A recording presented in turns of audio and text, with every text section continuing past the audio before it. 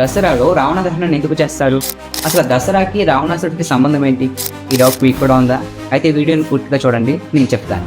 దుర్గామాత మహిషాసురుడు అనే రాక్షసుని చంపినందుకే మనం అందరూ దసరా సెలబ్రేట్ చేసుకుంటామని తెలుసు. బట్ ఈ దసరాలో రావణాసుడి దిష్టిబొమ్మను కాల్చడం మనకు పూర్వం నుండి వస్తున్న ఒక ఆచారం. ఎందుకంటే శ్రీరాముడు రావణాసురుని చంపే ముందు అంటే నవమి రోజు నాడు ఆ దుర్గాదేవికి పూజ చేసి బయలుదేరుతారు. దీంతో ఆనందించిన దేవతలంతా కూడా శ్రీరాముడికి జయం కలగాలని ఆ దేవికి పూజ చేస్తారు. ఆ అమ్మవారి ఆశీస్సులతో శ్రీరాముడు విజయదశమి రోజు నాడు రావణాసురుని వధిస్తాడు. దుర్గామాత మహిషాసురుని ఈ రోజైతే చంపిందో అదే రోజు నాడు, అదే విజయదశమి రోజు నాడు శ్రీరాముడు రావణాసురుని వధించాడు.